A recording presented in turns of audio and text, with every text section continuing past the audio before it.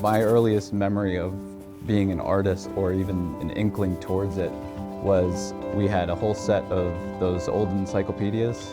I remember taking those out and copying the animals on a big sketchbooks, and then I would paint my walls in my room without permission. My goal was make it so awesome and cool that when my parents see it, they won't be mad at me. And they were not mad, which was really cool. My name is Devin O'Keefe, and I'm an artist. One of the common themes that I use is religious in a way. So I do a lot of Jesus portraits or biblical scenes. And I also grew up in the church.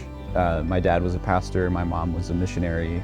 It's a part of who I am, and it always will be. And it always finds a way into my work in some way or the other.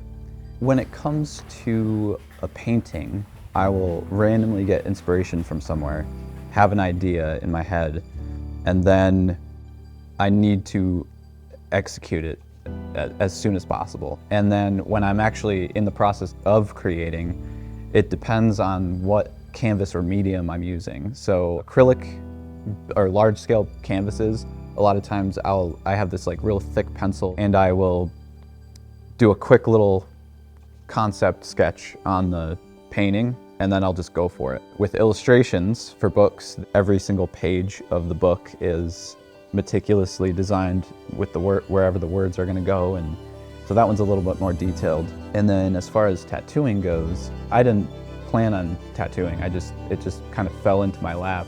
I remember creating one of my really good friend's book cover. It was a watercolor conch shell, and he ended up getting that tattooed on his arm. And I thought that was the coolest thing, so I went to that same artist that did his tattoo. I was like, hey, you did this watercolor, can you replicate this on my hand? This is for my first daughter's story. We were having a conversation while he was tattooing my hand. My hand was getting real puffy, it was terrible. We ended up connecting, and he asked me if I wanted to be his apprentice for his studio that he was opening up, and I said yes, and I fell in love with it.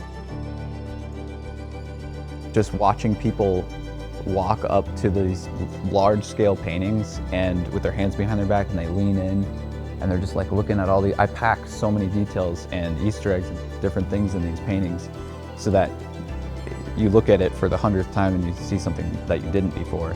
You do have a mission as an artist to inspire others and change the world with your creations.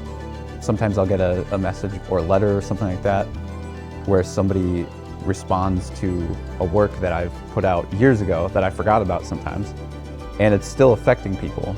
And I think that is a really cool aspect of being an artist and creating, is you create and then you release, and then your creation and your artwork is still doing things. That's what I ultimately want, is I just want to make ripples and make waves, and hopefully it changes people in a positive way.